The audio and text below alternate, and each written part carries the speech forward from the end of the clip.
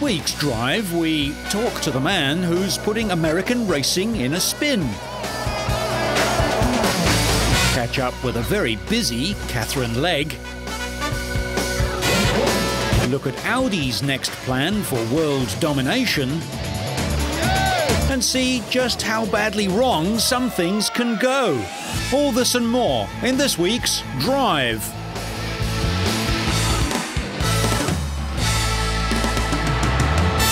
Late last year, retired Formula One stars raced at Kyalami in the Grand Prix Masters.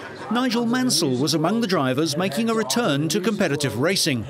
Technical changes made since he won the title in 1992 have changed Formula One a great deal. And Mansell believes that the 2005 season was an exciting championship. He expects an even brighter future for the sport. For Formula One, it's had probably its best year in recent years, and I think next year should probably be the better year for probably the last 7 or 8 years. So I think Formula One's in great shape. I think some of the regulations are being tweaked now and improving. Certainly qualifying is a much bigger improvement to the one-lap qualifier, which I actually said a number of years ago was not very good. Formula One will always be the pinnacle of motorsport. It's a fantastic show, and I just hope that the rules are such that there's a more level playing field for everyone to compete and have a great year. Fernando Alonso won his maiden world title last year, ending Michael Schumacher's run of 5 titles. Kimi Räikkönen could have outscored Alonso had it not been for breakdowns in 3 of the first 4 rounds of the year. Well, technology, you can't stop progress, but what you can do is govern it. And I think with Formula One, the only constructive criticism I'll say, especially with driving the Grand Prix Master cars, we don't have power steering, we don't have traction control, we have to manually input the gears up and down, and I think that should return to Formula One, because then the driver will be able to input the car. There'll be a lot of overtaking opportunities created because drivers get tired, they make mistakes, but with the computer technology that's on the cars and the driver aids, with traction control, with automatic gearboxes and everything else, you know, the drivers don't make mistakes coming out the corners because the computer and all the aids do it for them. Schumacher, who gave Ferrari their first championship in 20 years, has hinted that he may consider retirement at the end of next year. I think for next year, Renault should do a great job at defending their world championship, and I feel Ferrari will bounce back. And McLaren now have got no question the quickest car, but Adrian Newey now is one of the greatest designers ever in Formula One. He's going to Red Bull, so that will impact on McLaren. So we'll just have to wait and see what happens.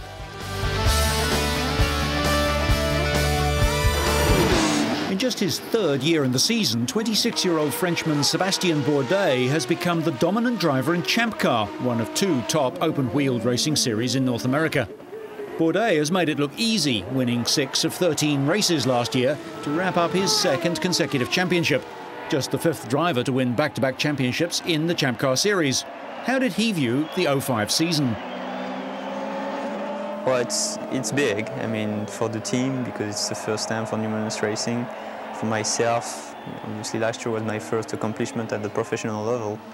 And now it's, you know, we repeat it. And you know, as everybody says, it's tough to get there, and it's even harder to stay at the top. So it was the big challenge of the season, and we took over it. And you know, it makes you feel very good and proud of all the guys you've been working with for now 3 seasons, and just all the rewards that I think we really deserve. Team bosses Hollywood icon Paul Newman and Carl Haas have run a winning team for the past 23 years, amassing 90 victories and 6 titles. Well, I think this is really a culture about winning. You know, there are really high expectations. It's like a winning standard. You know, like if you win, everybody's happy. And it's like normal, and it's when you lose that it's like, hey, what's going on? American racing is crowded, and Champ Car vies for attention with IRL and the NASCAR series. Attendance and TV viewing figures are improving, but Bourdais isn't a household name like his peers in NASCAR and IRL. Everybody tends to forget that, you know, what used to be called IndyCar, and that is now Champ Car, is, you know, used to be bigger than NASCAR. And when you think back in these times, it's only 10 years ago. And that kind of really tells you, you know, you need to be positive about it, because it can flip upside down very quickly, and I'm pretty sure that the product is just as good as it used to be. It just needs to be brought back in front of cameras.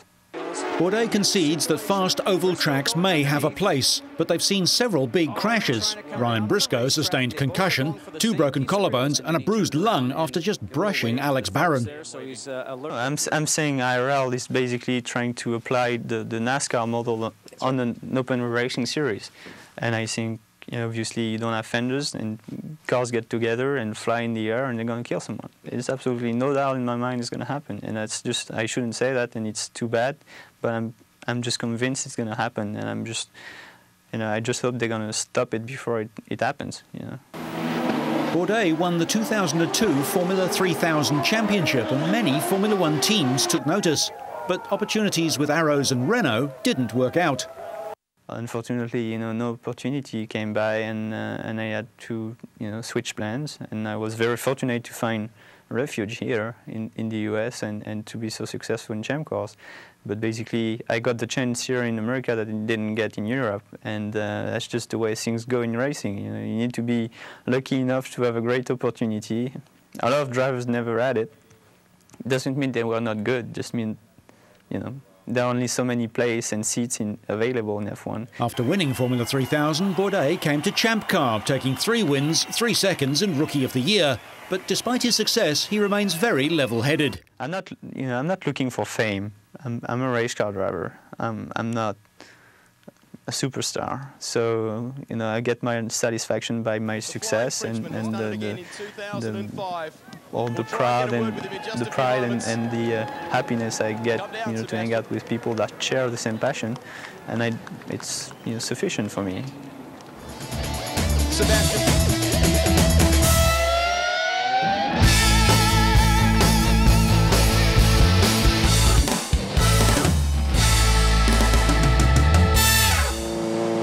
Recently, the PKV Champ Car team held a 2-day test session for Catherine Legg.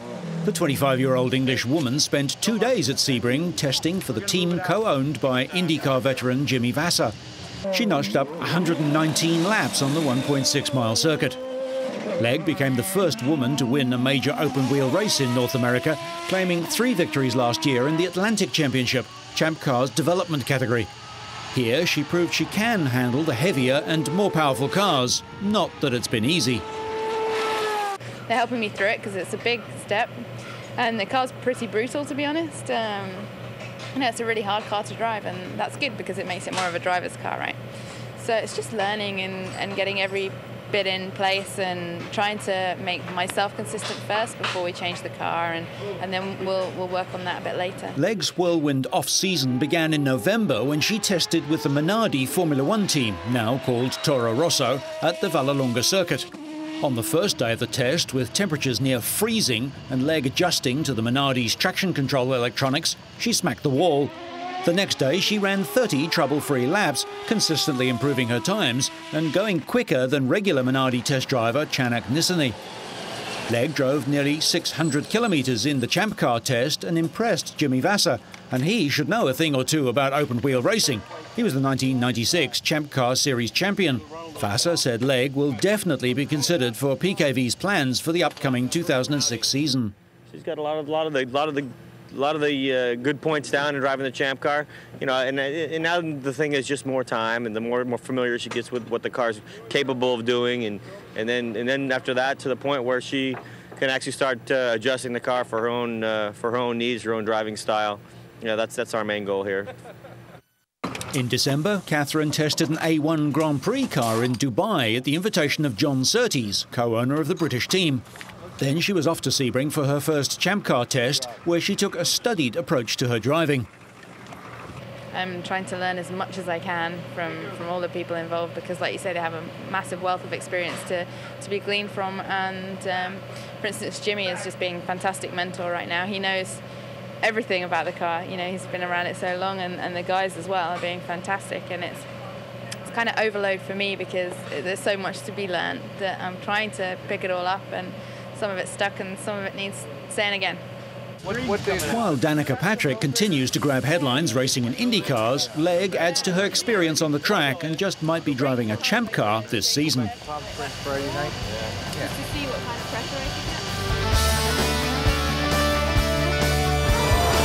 The world's first ever diesel-powered Audi sports prototype capable of winning the famous Le Mans 24-hour motor race was launched in Paris.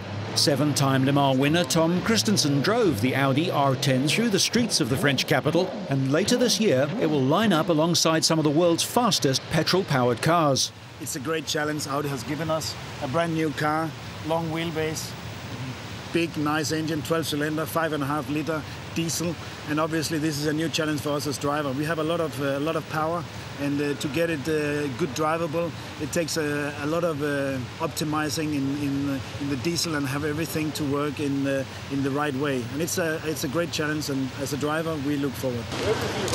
The turbo diesel R10 replaces Audi's R8 prototype, which scored 61 wins, including Le Mans 5 times and the American Le Mans Series 6 times in a row. I would say a couple of years ago, I would think that going with diesel in a racing car at Le Mans would be further away in the future. But again, Audi and with the partner Shell have proved that in a very short time they have been able, with good technology, and come with something which has a chance. And obviously the chance means a nice challenge. The car is tipped to be faster on the straights than its petrol-powered rivals. The 5.5-litre V12 puts out 650 horsepower. And on the other hand, you have a diesel engine which at about third gear, relatively low speed, you can't really hear the engine from a driver's point of view. And this is very unusual. And this is something we have to get used to, and we have to optimize in the way we drive the car.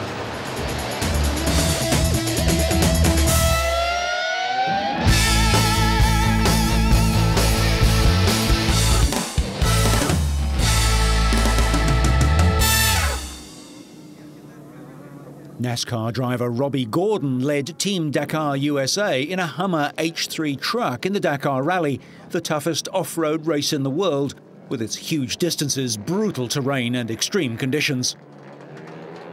Our off-road technology is pretty good, and you know, last year when I went and did it for the first time with Volkswagen, I was in awe of the response, not only from the competitors, but from the fans and the media and everything else involved. You know, the Dakar Rally is huge in Europe, and I think this year with the coverage that OLN is going to do in relationship with speed, I think that we'll be able to bring the Dakar Rally closer to America, where our fans here and friends can actually watch the race as it goes on.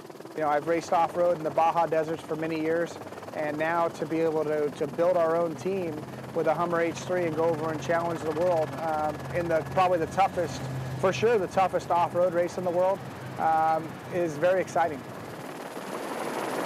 Once the event started, it was former World Rally champion Carlos Sainz who won the first stage on New Year's Eve.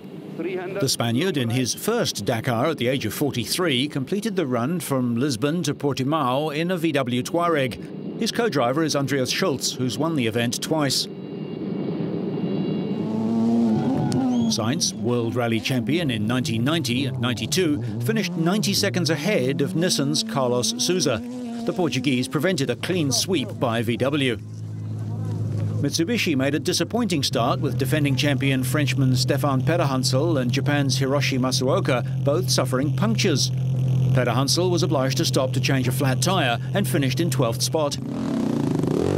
In the motorcycle section, KTM was in a class of its own, with 4 of the top 5 places. Defending champion Cyril Dupre of France finished 4 seconds ahead of Portugal's Ruben Faria, with Spaniard Marc Coma in 3rd.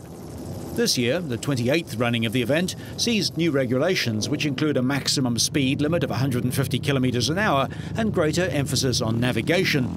More than 1,400 people are competing in cars, trucks, ATVs, motorcycles, and even a couple of sidecar outfits.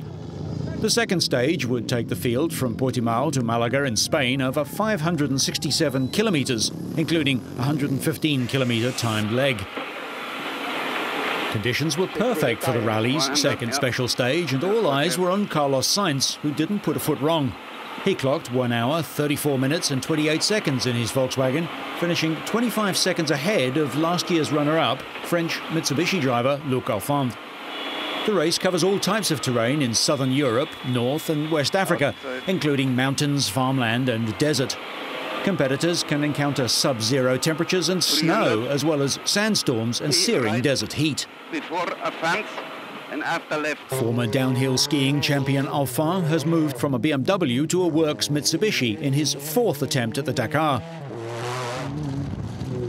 Qatar's Nasser Salih Al Attiyah, driving a BMW, bounced back from his disappointing 13th place in Stage 1 to take 3rd place, 34 seconds behind Sainz. In the motorcycle section, KTM riders again grabbed the top 3 places on Stage 2. Ruben Faria won the stage, 1 minute and 7 seconds ahead of Spain's Isidre Esteve. Frenchman David Costeau came 3rd to complete the KTM trifecta. Esteve's 2nd place was enough to put him top of the overall standings, 8 seconds ahead of compatriot Mark Comer, also on a KTM. Although Faria clocked the 2nd fastest time on his way to Portimao, he was handed a 12-minute penalty for being late at the start of Stage 1. From Malaga, the field had a 7-hour boat trip to Morocco for the 672-kilometre 3rd stage from Nador to Rashidia. Australian Andy Caldecott rode his KTM to victory in the 3rd stage, the first real racing section on the African continent, lifting him up to 4th place overall. His race would end 6 days later. Double former Dakar winner Jean-Louis Schlesser won the car section. Navigational problems put paid to Carlos Sainz's hopes of making it 3 consecutive stage victories, but he returned to winning ways on the 386-kilometre timed 4th stage in Morocco. A 3rd win in 4 stages saw the Spanish Volkswagen driver reclaim his lead at the top of the overall standings. 2nd place went to Thierry Magnaldi, who finished 2 minutes off the pace, leapfrogging Sainz's German teammate Jutta Kleinschmidt, while Luc Alphand came 3rd to move into 4th place overall behind the 3 Volkswagens. Bike racer Isidre Esteve Pujol seemed to be living a charmed existence on the 1st stage of the rally that headed into Morocco's potentially treacherous sand dunes. The Spaniard was the fastest rider over the stage with a time of 4 hours, 13 minutes and 1 second. The stage win lifted Esteve Pujol and his KTM up from 9th place in the overall motorcycle standings to 2nd, 4 minutes and 51 seconds behind overall leader Mark Comer, who steered his KTM to 2nd place on the stage. Comer went close to achieving his 1st stage win of the 2006 competition, but finished 28 seconds behind his compatriot. Stage 6 took the competitors from the Moroccan town of Tantan to Zouarat in Mauritania. Frenchman Magnaldi set the pace in his Ford-powered buggy and went on to take the stage on 4 wheels. Meanwhile, the Volkswagen of South Africa's Geniel de Villiers took the overall race lead from Carlos Sainz, who had a disappointing day. The Mitsubishis of Stefan Peter-Hansel and Luc Alphand were moving through the desert at reasonable speeds, keeping them in contention for the race lead. Guerlain Chichery had a bumpy ride in his BMW, but claimed 9th on the stage. One of the spectacles on the stage was the longest train in Africa, measuring 2.5 kilometres. Vladimir Shagin maintained his truck-class lead in his 28th Dakar rally and found time to pull fellow Russian Andrei Ivanov out of the sand. Defending champion Cyril Dupre was trying his hardest to make up ground on leader Mark Comer, but a moment's lack of concentration smashed up his bike and wiped out his navigation gear. He quickly got going again, but his service crew would have plenty of work to do that night. Isidre Esteve Pujol was in hot pursuit, with Comer and Chilean rider Carlo de Gavado close behind as they took on the undulations of the sandy terrain. Just watching the way the bikes move around at high speed puts any normal bike rider on the edge of their seat. At the overall camp, Dupre was forced to pay a visit to the medics following his earlier crash. Amazingly, tests showed he had dislocated his shoulder, but he remounted and finished the stage. Any normal rider would pack up and head for home, but Dakar riders aren't normal. Stage 7 of the Dakar Rally saw the field stay in Mauritania, travelling the 499 kilometres from Zouarat to Attar. Stefan Peter-Hansel, looking for his 3rd race victory in a row, showed his mastery of the dense sand to post the fastest time of the day. Close behind was his Mitsubishi teammate Luc Alphand.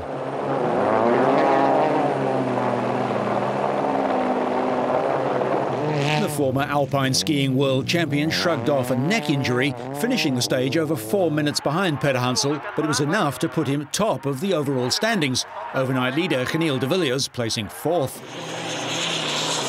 Jutta Kleinschmidt started and finished the day 3rd overall after another solid day, but is now 10 minutes off the race lead. Carlos Sainz suffered more than most in the soft sand, losing half an hour and slipping from 2nd to 5th overall. It was also a testing day for those on 2 wheels, although Mark Comer retained the lead. Cyril Dupre showed little sign of his dislocated shoulder as he tried to work his way through the field, but his performance on the day was only good enough for 9th place. Several riders came unstuck in the vast sand dunes, with Rodrigo Amaral requiring treatment after crashing, yes, another KTM. Other riders stopped, activated an emergency beacon and summoned aid. But one man having no such trouble was Chile's Carlo Di Gavado, who clinched his 2nd consecutive stage win to make up further ground on Comer. Italy's Giovanni Sala came 3rd, moving up from 5th overall. We'll wrap up the eventful Dakar Rally in next week's episode of Drive. When the world's #1 golfer, Tiger Woods, begins his PGA Tour campaign later this month, he'll have another champion at his side. Steve Williams had never competed in or won a national championship in Super Saloon car racing. However, in the New Zealand National Super Saloon Championship, just one race decided the champion for 2006 at the Bay Park Speedway in New Zealand's Bay of Plenty. Caddying duties for Tiger Woods has meant that Williams has never been in the country when the New Zealand title has been raced, but presented with the opportunity, he was the last qualifier from 40 cars for the 20 places on the grid for the final. The first 2 heats then found the top 20 that automatically went through, and then there were 2 further heats to determine grid positions for the winner-take-all final. Williams drove the 40 minutes from his home in nearby Hamilton in his 400 cubic inch 700 horsepower Ford Mustang Super Saloon.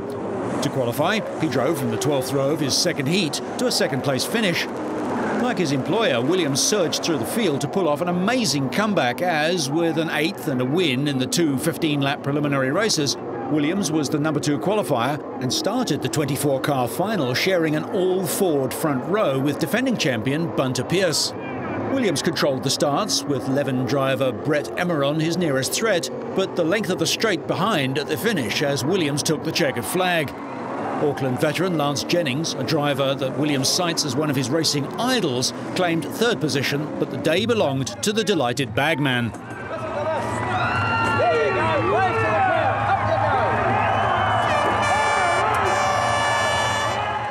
Last night I had probably what I would think the best drive of my career just to qualify from grid 22 to 2nd to make it on last points in. It's just outstanding to get in. I can't believe I've won it. It's just, you know, like I follow the sport crazy, and to actually beat these guys that I've sort of modelled myself on, especially Lance Jennings. Lance is a guy I tried to model myself on because I like his driving style, his consistency, and, you know, it was just a dream to beat these guys.